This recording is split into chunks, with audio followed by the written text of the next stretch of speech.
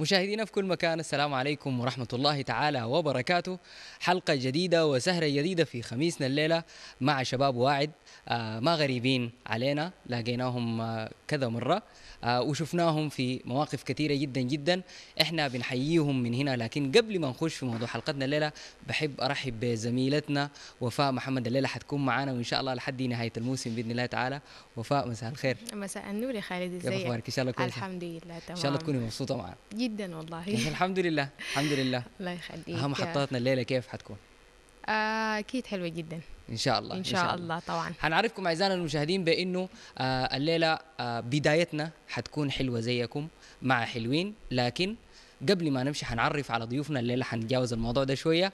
ومعانا المخرجة الشابة عفراء سعد. ازيك يا عفراء؟ اهلا وسهلا، مرحبا بكم ان شاء الله كويسه. مرة تانية. منورانا تاني في الله الاستديو. يخليك، تسلم. الله يسلمك يا برحب رب. بكل الجمهور اللي بيشاهدوا قناة السودان وبرنامج كليب سوداني، وللمرة الثانية أنا معاهم بقول لهم ازيكم، إن شاء الله طيبين. ونحن سعيدين بوجودك. كذلك معنا الشاب الممثل طارق الخنداوي. اهلا بك واهلا بخالد واهلا بزميلتي عفراء، وبرحب بالجمهور وبرحب ببرنامج كليب سوداني، وبرحب برضه بالتلفزيون القومي. تسلم كثير. تسلم. الله يخليك. ها يا وفاء، رايك شنو نمشي نحضر ايوه احسن نشوف الفيديو ونرجع حلوين عليكم. هم حلوين، نمشي نحضر حلوين. أيوة. ونجي راجعين دائما إن شاء الله.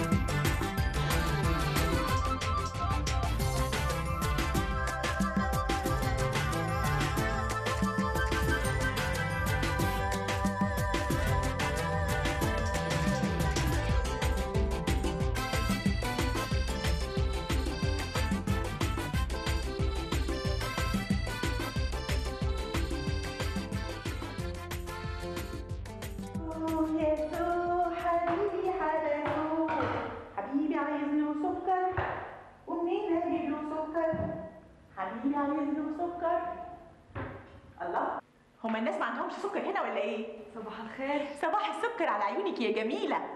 عاملة لكم فطار انما اختفي صوابعك وراه. كويس خالص. ولا انت تحبي تفطري مع جوزك؟ ولا اقول لك اندهي جوزك وانا اطلع انده رشاد وداليا ونقعد كلنا هنا نفطر مع بعضينا. لا استني تصحي من، لا طبعا اقعد، احنا ما نفطر الصباح. يعني ايه؟ مش فاهمة. يعني كل زول بده يشرب شاي براهو وبيشرب الشاي يعني مع حاجة خفيفة فطيرة كده. ايه ده؟ يعني انت عاملة نظام هنا للبيت مخصوص؟ لا ده ما نظام، يعني نظام السودانيين كلهم يشربوا الشاي الصباح والفطور الساعة 10. الله، طب دي حاجة حلوة قوي. الواحد ده يفكر يحول السودان على الأقل أفطر مرتين. صباح الخير. ومن وين يجي الخير؟ ليه شو؟ في انه الحاجة مرفت مسيطر على المطبخ وعامل لنا فيها شيف. لا مستحيل. طيب والعمل؟ العمل اني ارجع انام تاني واعمل فيها اني ما صحيت من اساسه.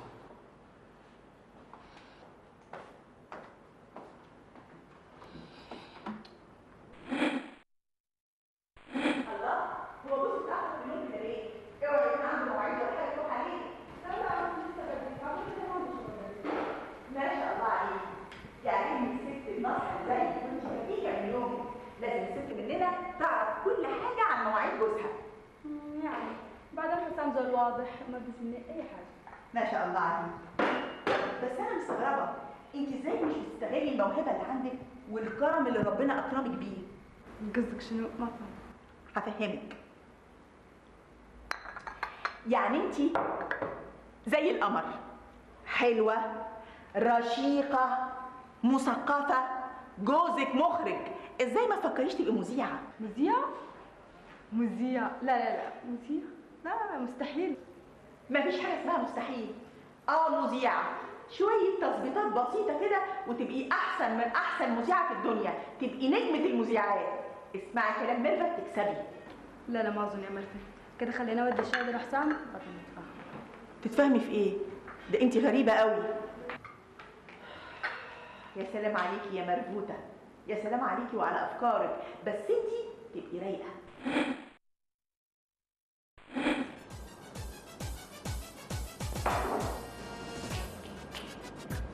عندي عندكم لما تسمع في التلفزيون شغال بالطريقه دي عارف انها منتشره في حته.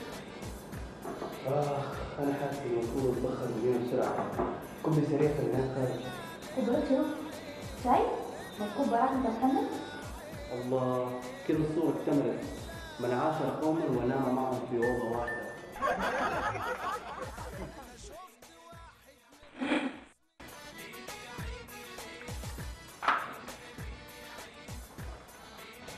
هنزل على الشيء لحد يمدي يعني هتعود.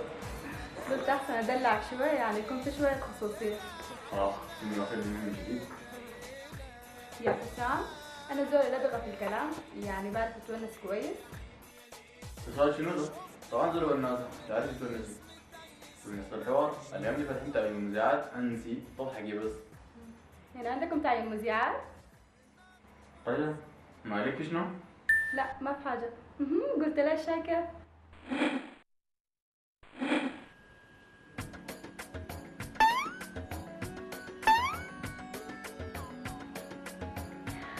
شكلي كده حارجة الداخلية. هو اللي عيونه ندون من العالم كل خدود ما اعرفش. ايه؟ مفيش صباح الخير ولا حاجة؟ صباح الخير. دايما اوعي يا حبيبتي يكون صوت التلفزيون هو اللي صحاك. لا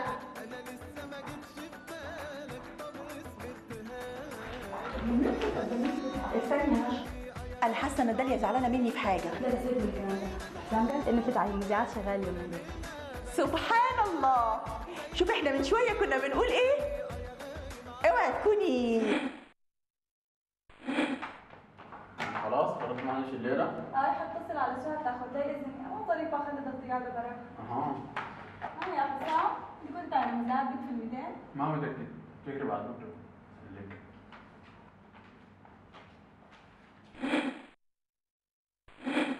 طب يلا يا قبل ما تفتكري نبدا بشنو بما انه بتفضل يعني. غلط. البدايه كده غلط ومش عجباني. مفيش في الدنيا مذيعه تقعد كده. المذيعه لازم تبقى فارده ظهرها كده اهو كانه في سيخه. غلط غلط غلط. الرجل كمان ما تبقاش عامله لي كده وايديكي عامله كده، لا لازم الرجل بالراحه تتشال وتتحط كده والايد تقوم جايه كده. لا لا لا الحركه دي صعبه قوي على ظهري. في اي حاجه صاحبها ده. المصيبه الاكبر والاعظم في مذيعه في الدنيا تتكلم بالطريقه دي؟ لا، المذيعه لازم مخارج الفاظها تكون واضحه صريحه، تتكي قوي على الحرف، تطلعي لسانك في الث الض الذال، احتياطي طلعي لسانك في كل الحروف، وبعدين ليني الحرف كده، يعني دلعيه، خلي عليه مزيكا، باختصار اتكلمي زي رزان المغربي. فكرة يا سيد، انا اشتغلت شغل كويس خالص، ما شفت تحسن. شكرا لك. السلام عليكم. السلام. سيد مصطفى، ما بدري انا هنا وين اصبحت يا صديقي؟ في زول بفوت الانترفيو بتاع المذيعات الليله الغنى دي مزز داخله مزز طالعه. ايوه، وانا اقول الليله الناس شغاله من الصباح وجايه بدري. بالمناسبه الليله الصباح كنت قاعد اتكلم مع رشا في موضوع المذيعات ده. تجيب الهول يروحك براك مالك، حتشبكك دي منو بتتكلم مع مذيعه والمذيعه الجديده دي؟ لا طبعا، هي ما من النوع ده، وبعدين هي واثقه فيني جدا يعني. يا سلام.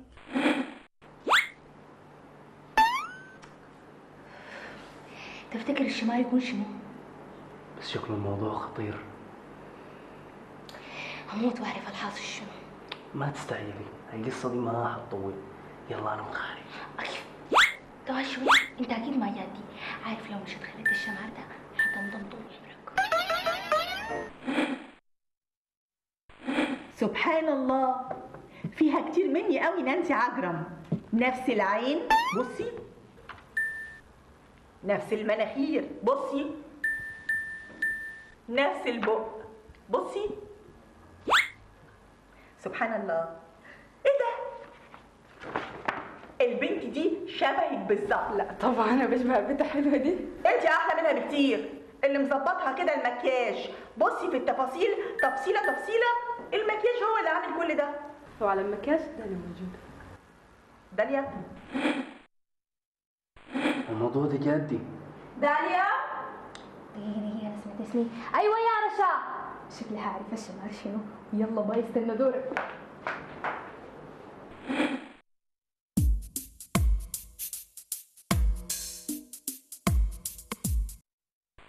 مذيعة؟ ايه رأيك؟ فكرة حلوة مش كده؟ نبهتنا على فكرة قبل ما نركز، وبعدين حسام قال في تعليم بتاع مذيعة خليك أنا دقيقة، يعني أنت قلتي لحسام إنك عايزة تكوني مذيعة؟ مذيعة؟ انتوا جادين ولا شنو؟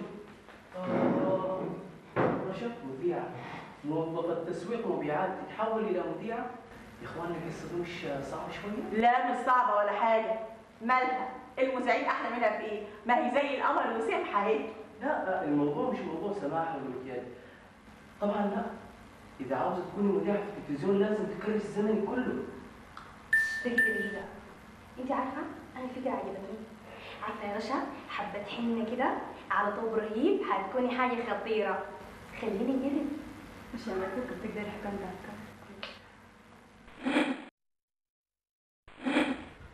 تمام. أوكي، الحنانة قالت جاية أصلا. تاني في شنو؟ ولا حاجة، كله كده مظبوط تمام. يا جماعه بجد حبيبكم تاني. العمر الطويل ليكي بقى.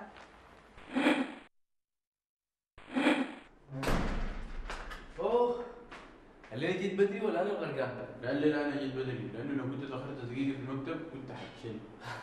اكيد مصطفى. هو في غير غير المصايب؟ عمل شنو المرة دي؟ أكيد يعمل حاجة غلطني. سيبك منه، وين باقي الجماعة دول؟ ده بقى موضوع اغيظ من مصطفى.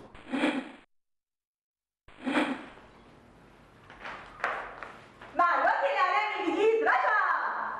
يلا اللي هفصلهولك بقى اوعي تنسيه. يلا. أعزائي المشاهدين، مرحبا بكم. أسعد الله مساءكم. دي منو؟ دي الوقت الإعلامي الجديد رشا. كسباني مشى معاينة التمثال. معالج شنو؟ أخذ معالج الولادة في السوق اللي 3 ساعات وخلوا أي حاجة في الدم. بح. الحمد لله، ربنا أنقذ الشعب السوداني الشقيق من أمثالك.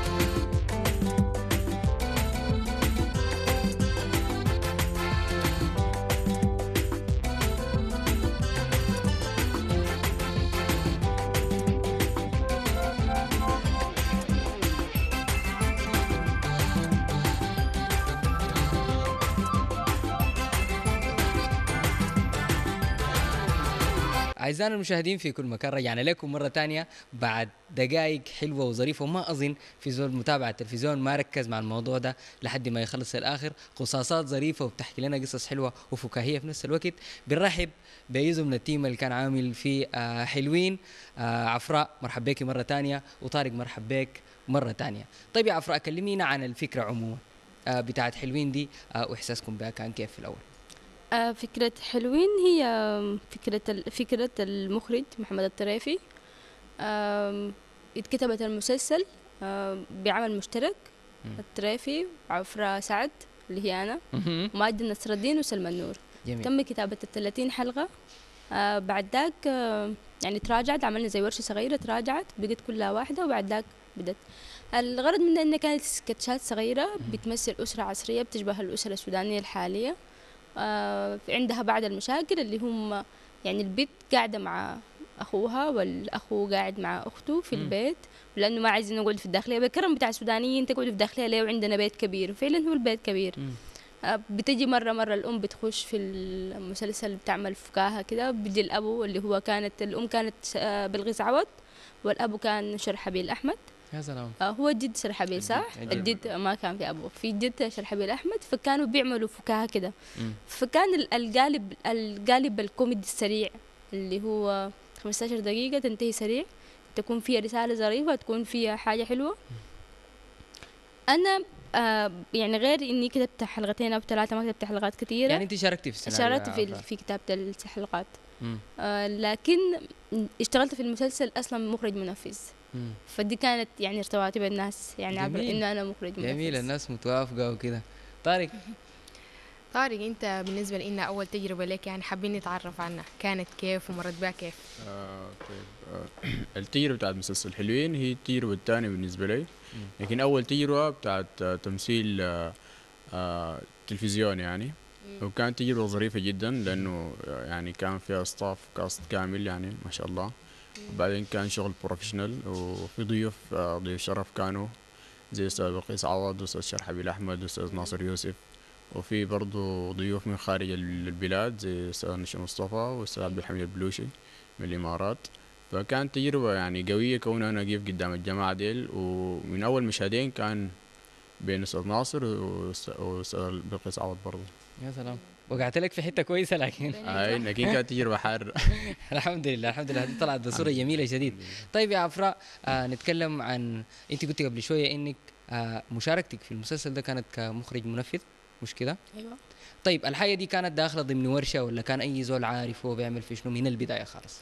أنا جيت المسلسل ده بعد ما كان عملت ورشة بتاعت سينما مع سودان فيلم فاكتوري، وعملت فيلم قصير، فتم ترشيحي لأنه أنا أمسك مخرج منفذ للمسلسل ده، لأنه قالوا أنا صعبة وحاسمة وكده. كويس. وفعلا أنا بتحول، يعني طارق ده بكون عارف يعني أنا بدعامل مع الناس، أنا بتحول بجد. والله يا أخي قبل التصوير بتكون زولة ظريفة شديد. اول ما الكاميرا تكون ستاند باي انت، فالشكل بيتغير ويكون في جديه. بتركب وش طوالي؟ بركب وش لانه يعني عشان الزمن، لانه نحن كان في تسارع مع الزمن. بعدين عشان انت الحياه بتاعتك تنجح لازم تكون جادي. صح. ف بجد يعني انا كنت بقول للشباب انه انا بحبكم يا شباب وكده، وحبوني زي ما انا بحبكم، بس ما تزعلوا، بس ما تزعلوا مني. انا مرات بكون طف وكده، لكن ده يعني لمصلحتكم ولمصلحتي وعشان نطلع بدري وكده. اكيد طارق بيكون عارف والشباب الباقيين عارفين الحاجه دي. هم بعد لا عرفوا بعد التاخير، لانه مرات بنكون يعني 6 صباحا الجول، مرات الترحيل بيصلوا 6 عشان الساعه 8 كلنا نكون في اللوكيشن، بنكون لحد الساعه 12 في اللوكيشن، بعد ذاك عايزين نمشي بيوتنا عشان ننوم ونجي راجعين تاني. يعني انت بتكون يعني عايز الناس تصل بدري عشان تنوم سريع وتجي راجع. الزمن كان ضيق بتاع التصوير، فهم بعد ذاك تفهموا الموضوع، بيقول يقول لي شباب خلاص كلهم خلاص بيعرفوا انه الموضوع ده ما في دقيقة جرس وبعد ما في. يا سلام يا سلام والله.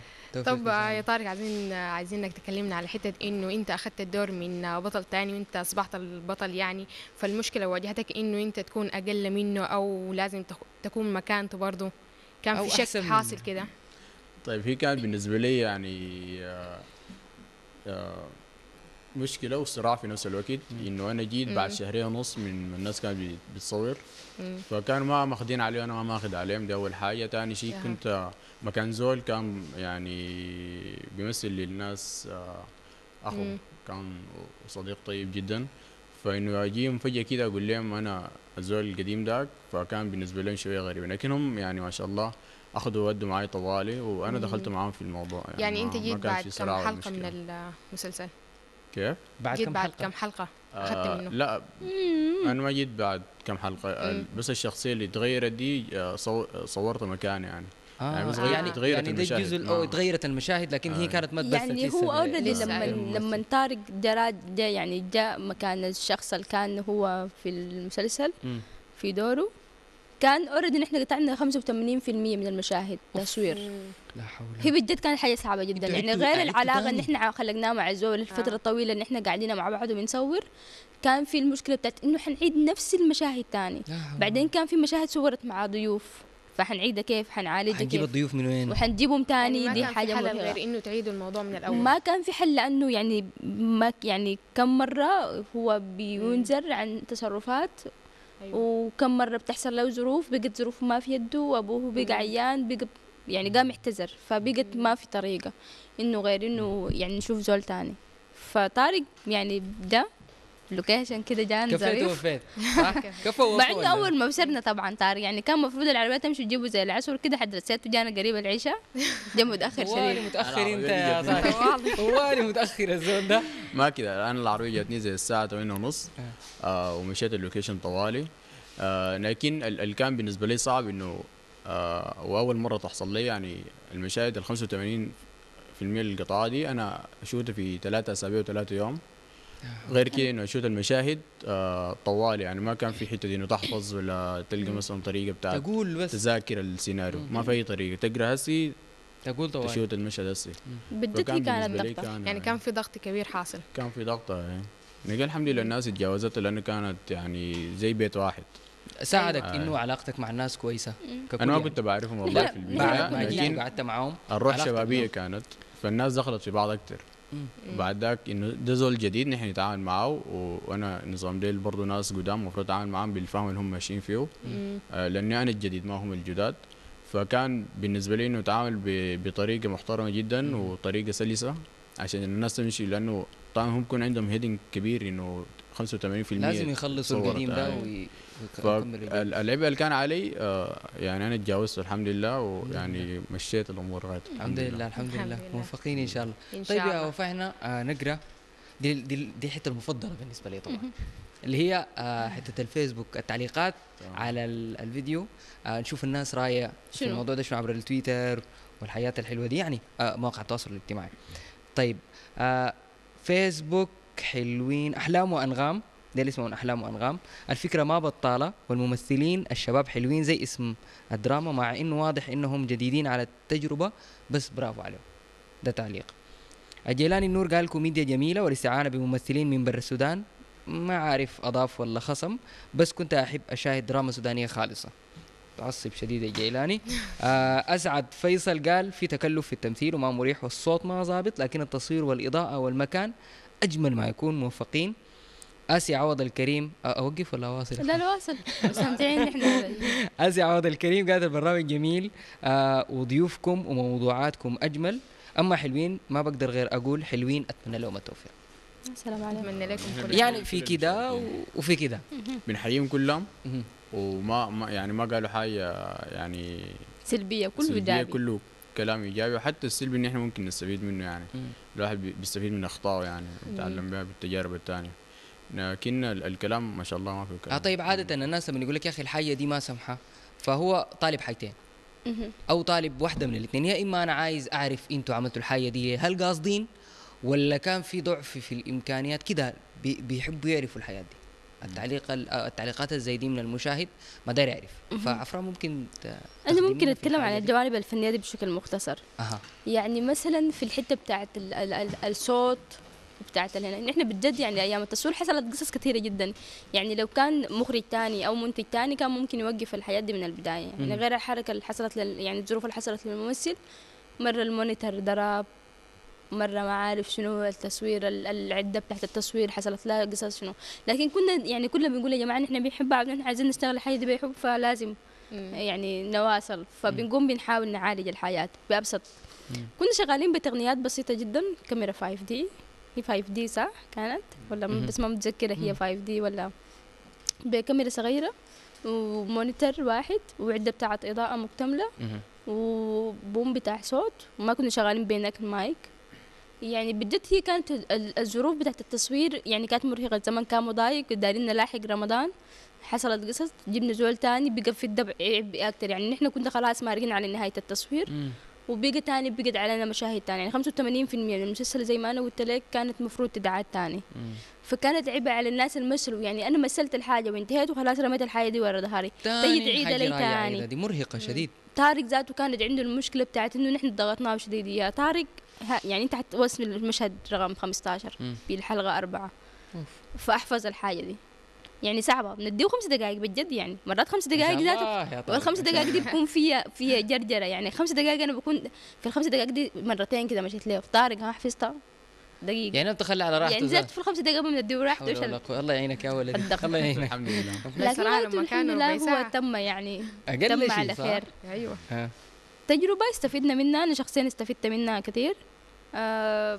يعني ورلتنا أقدر أتعامل مع الناس كيف. يعني تعاملت مع ناس كبار جدا غامات في التمثيل وفي الفن، وتعاملت مع ناس مبتدئين لسه، وتعاملت مع ناس هو. فبجد الحاجة دي هي يعني ظريفة جدا، بتخليك تعرف تتعامل مع أي زول. جميل. بذات طريقة. جميل جميل جميل. طيب يا طارق، بالنسبة لي إن هي التجربة دي كانت حلوة وكده، استفدت منها شنو؟ والله يا أخي استفدت وأضافت لي حاجات كثيرة. يعني طلعت من الأفلام القصيرة للتمثيل التلفزيوني، ده أول حاجة. سلسلة كاملة. سلسلة كاملة يعني. غير كده الفيلم اللي كنت بصور فيه في الأول اللي هو رشحني لي المسلسل ده ذاته كان فيلم صامت. فكان العيب كله يكون في الرياكشن، في الصرف، يعني في حاجات معينة، ما كان في تركيز في حاجة تانية. هنا ده استفدت انه لا، لازم انت تكون حافظ، لازم تكون عارف يعني جاهز من ستايل، من لبس، من ميك اب، من تكون يعني جاهز من كله. ما تيجي جاهز مثلا بشكلك وانتهى الموضوع. لازم تكون حافظ، لازم مشهد تكون متذكره، حتى الرياكشن بتاعتك والرياكشن بتاع المشهد ذاته. فكان بالنسبة لي ضغطا، لكن الحمد لله تجاوزت بمجهود الشباب يعني. فدي كانت إضافة بالنسبة لي، وأدتني لقدام يعني. أدتني تاني ياس أكاديمي، أدتني ياس ويكان، دي مسرحيات تاني. أدتني كم برضو فيلم قصير لكن ما ظهروا لسه. وهسي في إن شاء الله مسلسل جديد اسمه الحاضر الغائب برضو من بطولتي، ولكن إن شاء الله السوداني خليجي. ما شاء الله يا طارق، الله اتفتحت عليك من وسع. ما شاء الله ما شاء الله ما شاء الله، بالتوفيق إن شاء الله. إن شاء الله. وده دليل على إنه الإعداد الجيد يا وفاء بيدي نتائج كويس دائما فعلا. ومرات الضغط بيولد حاجة مختلفة. الزول ما بيحاول بيشوف حلول سريعة مرات. أيوة. الحلول السريعة دي هي الحل دائما لحاجات كثيرة جدا. عفراء، كلمة أخيرة. أنا إذا في كلمة أخيرة بحب أقول لكل الناس اللي اشتغلوا في التيم بتاع حلوين كلهم، يعني يعني الأيام اللي قضيناها بحلوة وبمرة، بتعب وبسهرة وبكاهة وبضحكة. يعني كان بتحصل في مواقف خطرة جدا. يعني كنتوا بتبكوا يا عفراء؟ كان في قصص خطرة، كنا بنبكي وبنضحك وكده. بعدين كان في الحتة بتاعت المصور بتاعنا علاء الدين، كان طوال بكون شايل الكاميرا، مدير التصوير كان شمعة بقول له عليك الله صور، ده نايم، ده يا سلام. يعني كانت يعني ظريفة، في حاجات يعني ظريفة جدا. ذكريات بالنسبة لنا. أنا بحيي كل التيم اللي عمل في حلوين، يعني من المخرج لحد آخر زول كان في الإنتاج. بجد كلنا تكاتفنا مع بعض، وكلنا يعني حاولنا اجتهدنا إنه نعمل الحاجة دي. يعني معظمنا كنا يعني زول إذا ما أول تجربة له كانت بتكون تاني تجربة له. جميل. كنا شباب. ودي الحاجة اللي لاحظوها الناس، والكلام ده سمح منك شديد كونك تقول يا أخي نحن دي تاني تجربة لنا، وتظهر وفي ناس أول تجربة لهم، يعني في ممثلين أول تجربة لهم، في ناس اشتغلوا برضو في الإنتاج وفي الكاستنج كامل، هم كانوا برضو يعني أول تجربة لهم. ما شاء الله. أنا بالنسبة لي دي كانت تاني تجربة، وكانت يعني بحاجة عظيمة بالنسبة لي إنه أنا يعني رغم السهر والتعب يعني مرات بسهر البيت الساعة 1 بنوم عشان الساعة 6 صباحا الترحيل حالي، يعني بكون نمت ساعتين لحد ما نوم. يعني عملت قصص كثيرة دي بكون نمت زي ساعة 1، لكن تاني يوم بيجي نشيطة ظريفة جديدة ومبسوطة من الحاجة دي، إنه أنا بعمل في حاجة كويسة، اسمي حيتكتب كويس وخبرة لي قدام أو خبرة لي قدام. صح. ده كله عشان هدف معين توصيله، لازم نوصل المعلومة دي. لازم. طارق، كلمة أخيرة. والله يا أخي أنا بشكركم وبشكر جميع التيم العامل في برنامج كليب سوداني. هو ما شاء الله برنامج ظريف جدا وبيدعم الشباب والموهوبين. وبحيي التلفزيون القومي بإدارته كاملة، وبحيي برضو المشاهدين إنهم يعني كونوا أدونا من وقتهم.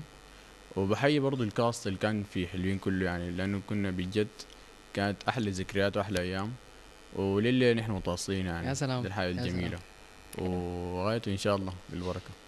يا سلام. بكون شكرا عام. لكم يا جماعه على وجودكم معنا الليله في كليب سوداني، واكيد المشاهدين مبسوطين من الحياه اللي حضروها ومن ونستكم الظريفه الخفيفه دي، ودائما حلوين ومنورين ان شاء الله في إن شاء كليب الله. سوداني. بإذن الله. الجزء الاول اعزائنا المشاهدين من حلقتنا انتهى، حنجي راجعين ونشوف الجزء الثاني ده فيه شنو.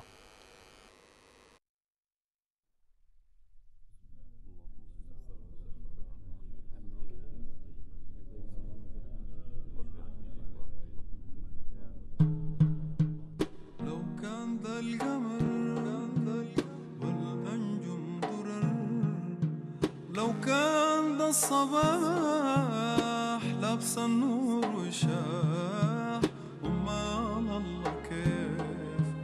لو كان ذا الجمال الصافي وحلال، أمال الله كيف، أمال الله كيف.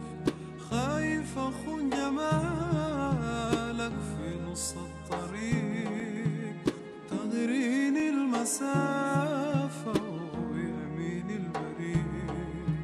لو كان ده الشرر كيف لون الحريق، لو كان ده الزهر أنا داير الرحيق.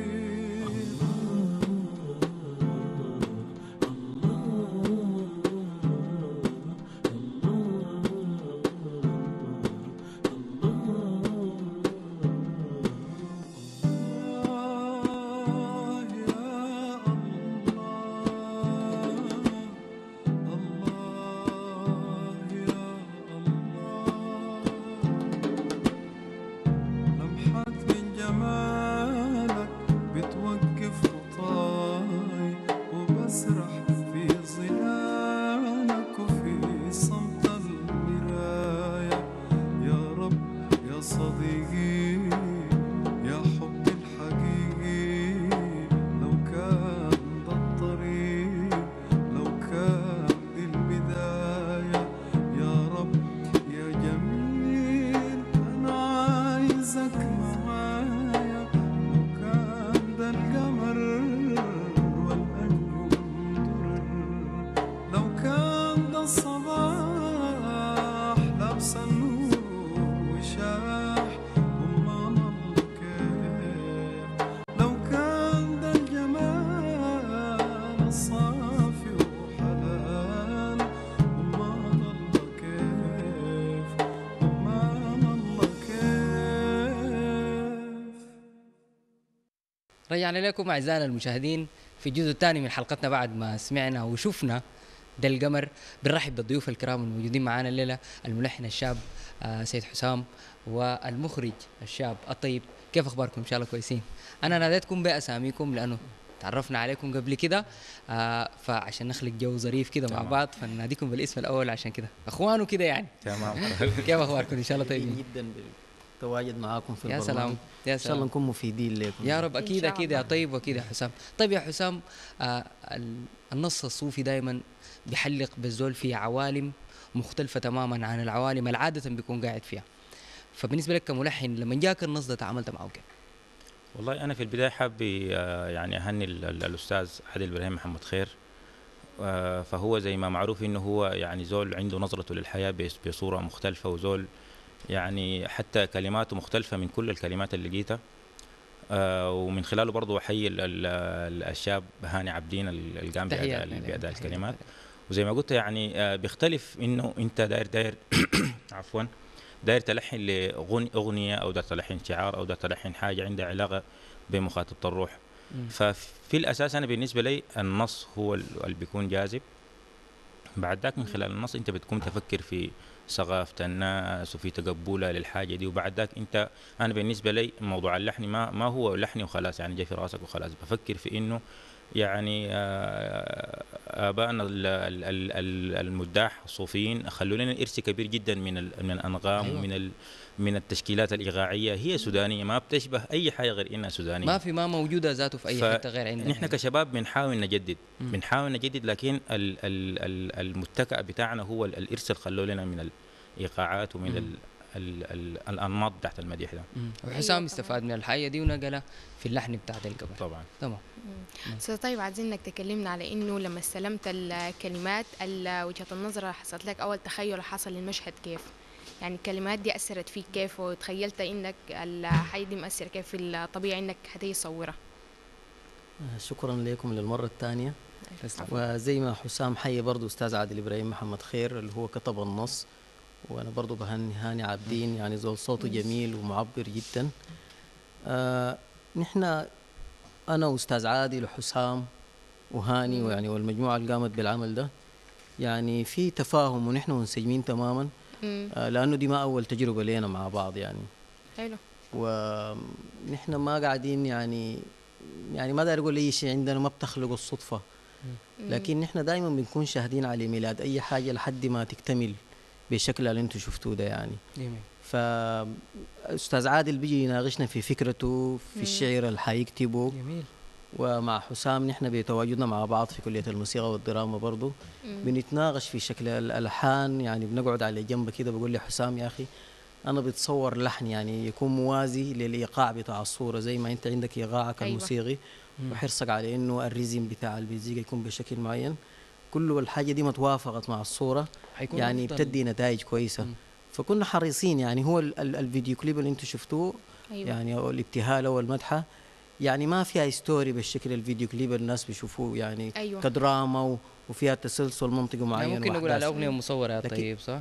هي فيديو كليب، لكن احنا ما اعتمدنا فيها على الدراما، اعتمدنا فيها على جماليات المكان والإضاءة والاستخدام الدخان تركيز طبعا على الكلمات يعني هو ما أغنية مصورة، لكن هو فيديو كليب سيمي فيديو كليب. ايوه يعني فيديو كليب لكن ما معتمد على الدراما بشكل اساسي. احنا اعتمدنا فيه على جمال المكان وانه نخلق شو يعني صورة وتكوين فيه يعني بعد تشكيلي شوية كده يعني. جميل. جميل. طيب يا حسام بالنسبة تجربة التلحين دي ملاحظ لأي زول بيسمع المدحة دي إنه دخول الطابع الشرقي بطريقة سلسة نوعا ما في الإيقاع أو اللحن اللي احنا متعودين نسمعه في المدحات عادة. والله أنا زي ما قلت لك يعني نحن أكيد ما حنقوم نعمل لحن مثلا زي أولاد حاج الماحي أو زي ابونا الشيخ البرعي بنفس مقامات. نحن مطالبين انه نجدد برضه، نقول انه فكرتنا شنو، ونحن في العصر اللي عايشينه ده الدنيا بقت مفتوحه، يعني الاطفال بقوا يسمعوا غربي ويسمعوا حتى اغاني الاطفال لو سمعتوها فيها يعني نغمات سباعيه وفيها اكتر وناس ممكن تغني هندي وكده اي حاجه بقى. فانا بالنسبه لي بقى الفضاء مفتوح والاذن السودانيه ذاتها بقت هي يعني قادره تتقبل اي حاجه.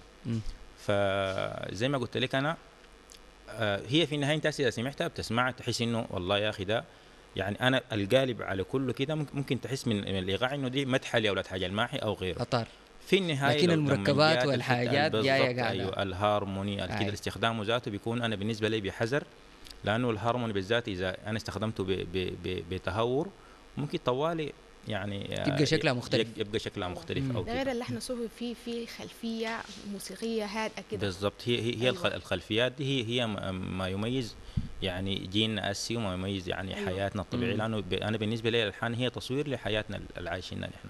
جميل. فالواحد بيحاول يسميه يصور بالموسيقى.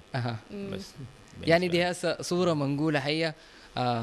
والطيب هل قدرت تنقل الاحساس بتاع حسام وهاني في ادائه في شكل الصورة اللي انت شايفها هسه او نحن شفناها قبل شوية دي؟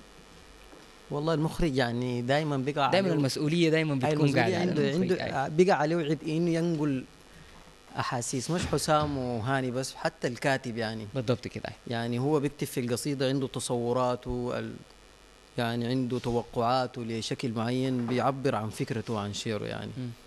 فنحن حاولنا قدر الامكان يعني استاذ عادل حاول انه يقدم تجربه صوفيه مختلفه يعني من المديح المتداول يعني زي ما قال حسام، ان كان بالموسيقى او المديح التقليدي بالطار. فيعني هو يعني استاذ عادل رجل رقيق وعميق، فممكن تقول عليه مديح كده اكثر رومانسيه يعني. أيوة. خلال اللغه لغه القصيده وحركه الكاميرا والالوان وكده. يعني برضه نحن جزء من اغراضنا انه نحبب الناس للمفاهيم الدينيه والتامل يعني أستاذ عادل صاحب رؤية كونية يعني لمسألة التصوف، يعني هو ذاته يعني الكليب ما محصور في طريقة صوفية معينة أو فكرة صوفية معينة، لكن هو تصوف في معنى الجمال يعني بمعناه الكبير والواسع يعني. يعني ان شاء الله نكون نحن وفقنا جميل نعبر والله. عن فكرته يعني في حاجه ثانيه كنا نحن بنناقش فيها النوع ده انا ما اعرف لغايه هسه احنا ما لاقيين له اسم، يعني لا عارفين انه هل دي اغنيه، هل دي تاملات، هل دي ابتهالات، لانه يعني انا بالنسبه لي نوع جديد. يعني استاذ عادل يعني لو كان ده القمر والانجم درر، لو كان ده الصباح لابس النور وشاح، امال الله كيف. يعني دي دعوه للتامل في مخلوقات ربنا وفي كده، يعني حاجه ارفع عن غايته بالنسبه لي، يعني حاجه مختلفه شديد. زي ما فهم جديد للتامل، فهم جديد لعلاقه الزول مع ربنا، المحبه والعلاقه بين الانسان وربه. طيب في ناس كتار يا حسام ما عارفين الفرق ما بين التلحين والتوزيع الموسيقي. فيا ريت انت لو اديتنا حبه كده من التفاصيل من هنا وهنا عشان الناس تكون عارفه. طيب انا بالنسبه لي التلحين هو مرحله ابتدائيه. يعني ممكن انا اكون راكب في المواصلات يجيني الحن لي اغنيه كامله. طيب ممكن اللحن ده ما يستغرق مني دقيقه بجد، يعني ممكن ما ياخذ مني دقيقه، لكن عمليه التوزيع ممكن تاخذ مني شهرين، لانه التوزيع ده انا بالنسبه لي زي ما عندكم انتم هنا، هاي في النهايه الناس قاعدين في استوديو، لكن الديكور، الاضاءه هنا خافت، هنا يعني كده. انا بالنسبه لي التوزيع هو زي عند التشكيله، اختيار الالوان، هنا اللوحه دي شكلها عامل كيف، والكلام ده بياخذ فتره طويله جدا من التجارب، من اختيار التناسق بتاع الاصوات وكده، وهي حاجه حساسه جدا، لانه هو التوزيع ده علم ما حقنا نحن، هو علم بتاع الغربيين. أيوة. طيب نحن استفدنا منه وحاولنا نسودنه. يعني مثلا انا مع احترامي لتجارب كثيره جدا حاولوا يوزعوا يعني من الكوريين مع كليه الموسيقى والدراما، لما عملوا عزة في هواك كان توزيع موسيقي راقي عالمي، لكن ما حافظ على النكهه السودانيه فكانت مرفوضه يعني. زي وفي بالعكس تجارب كثيره جدا ناجحه من غنانا السوداني، من الملحنين السودانيين الشباب اللي عندهم نكهات في التوزيع، زي كورال كليه الموسيقى والدراما. يعني استاذ الصافي بحسه جميل في التوزيع، ادى الناس تاني تسمع الكورال وكده. فالتوزيع انا بالنسبه لي هو مرحله مهمه. التلحين مرحله ابتدائيه مهمه جدا برضه. في النهايه الاهم من ده كله المحافظه على الطابع السوداني بتاع ودي اصعب حاجه انك تحاول توزع بطريقه مختلفه وفي نفس الوقت تراعي لانه انت تحافظ على الطابع السوداني الموجود في الموسيقى. نعم. جميل.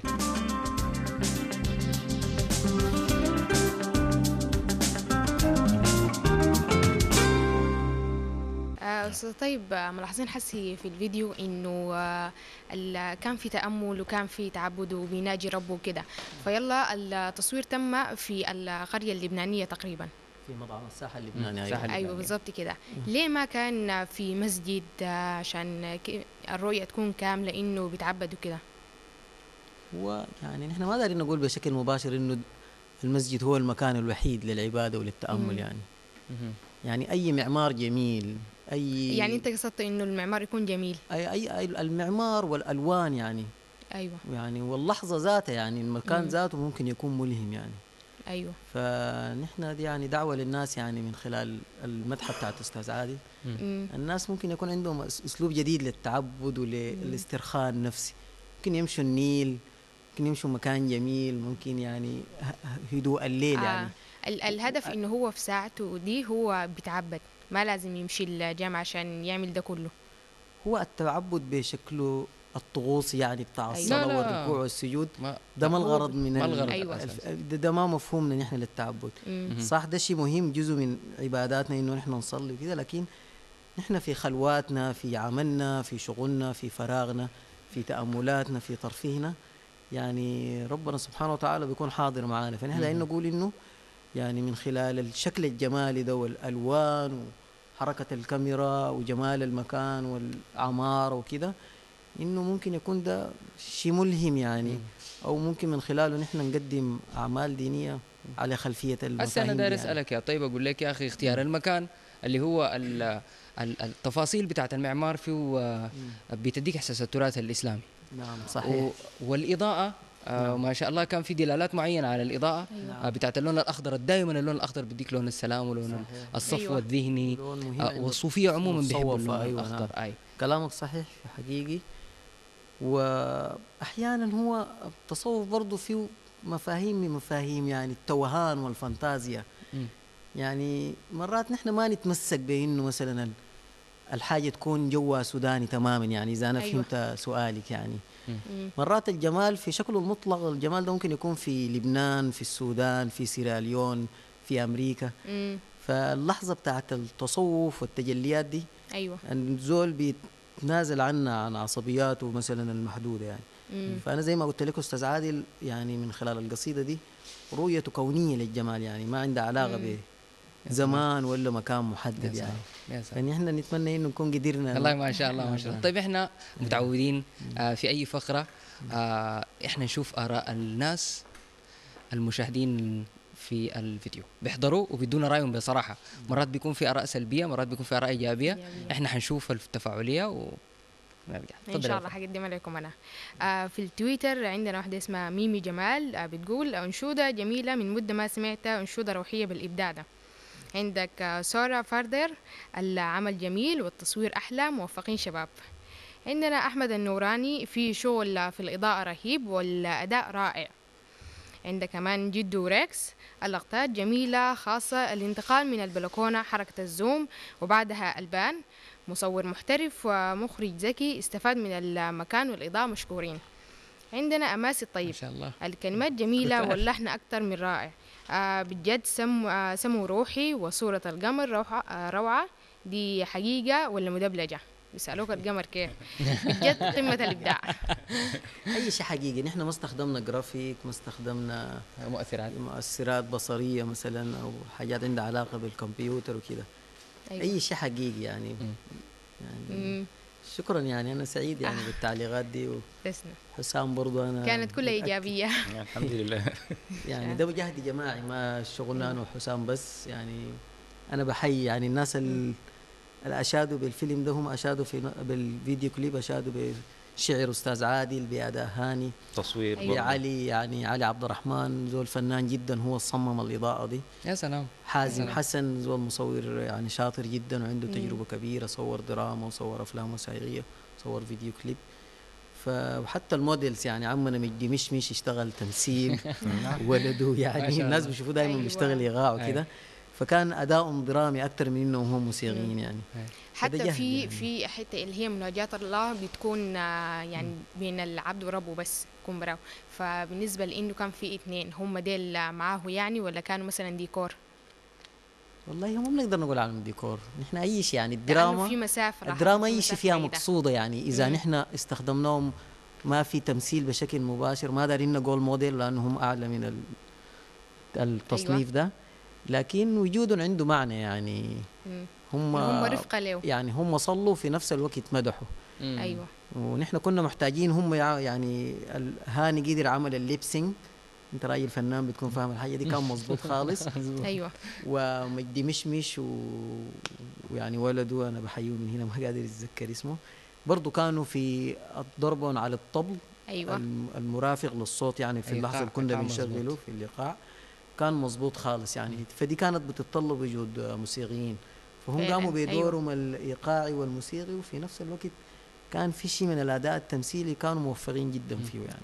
حتى لاحظنا طبعا الفيديوهات اللي بتكون فيها مشاعر دائما اللقطه بتكون قريبه كده، فانتوا عملتوها لقطه واسعه اكتر حاجه.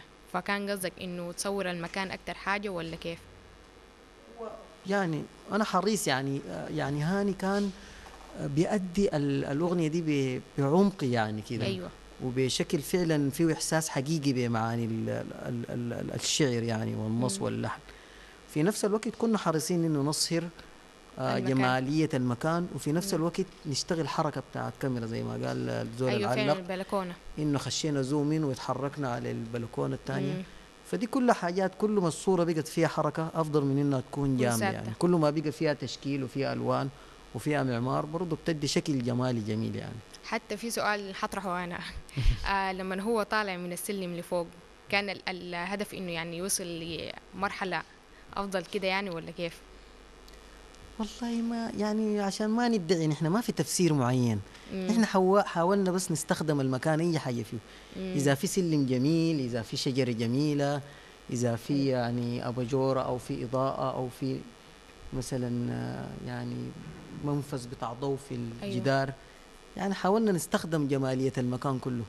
لكن ما بنقدر نفسر انه صعوده للسلم عنده دلاله معينه، الصعود للشماء يعني فهو بس شكل جمالي يعني. جميل.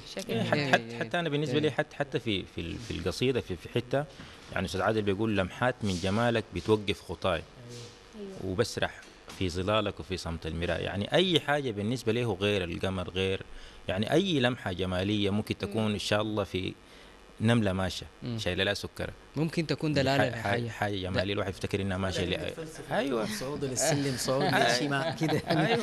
لكن احنا استخدمنا السلم كسلم يعني، بس يعني كشيء جميل يعني. لكن في ملمس عنده دلاله يعني بعد ذاك نخلي التفسيرات للناس. والكلمات بالمناسبه يا طيب يا حسام مؤثره في حد ذاتها. ما بالك لما تتلحن وتتنقل في شكل صوره والناس كثيرين يفتكروا انه الصوره موازيه للنص، موازية للكلمات وموازية للحن. وأداء هاني كان مميز في المدحة دي. إحنا زماننا خلاص على وشك يخلص. فكلمة أخيرة يا حسام قبل ما نمشي. والله أول حاجة شكرا جزيلا لاستضافتكم ولبرنامجكم الجميل. وكده الواحد يعني اطمأن إنه هو لما يشتغل حاجة بيلقى منفذ، إنه بعد ذاك يلقى من خلال النقد، يلقى من خلال التوجيه، يلقى من خلال ودي حاجه كنا مفتقدينها. واتمنى لكم كل التوفيق ان شاء الله. يا سلام. وكليب سوداني ده منبركم يا حسام ان شاء الله. طيب كلمه اخيره. والله شكرا لكم، انا بحييكم انتوا الاثنين لايقاعكم الجميل في الاسئله والخفيف. شكرا. وبحيي المخرج انس والمنتج البرنامج وصاحب الفكره هاجر. انا بفتكر انتوا بتعملوا فيه مجهود كبير يعني، بشجع الشباب وبشجع الناس تشوف وتدعم التجارب الشبابيه. فنتمنى لكم التوفيق ان شاء الله. الناس دائما تطلوا على الناس ان شاء الله انتاج جديد واعمال جديده ان شاء الله. يا رب يا رب. شكرا لكم متابعينا، وان شاء الله الاسبوع القادم مع حلقه جديده وبرضه مجموعات شبابيه جديده. نلقاكم اعزائنا المشاهدين في الاسبوع القادم ان شاء الله وتجارب جديده فريده. وزي ما قالت وفاء ما تنسوا تتابعونا على مواقع التواصل الاجتماعي تويتر وفيسبوك وسكايب. ان شاء الله نلقاكم الاسبوع القادم في امان الله.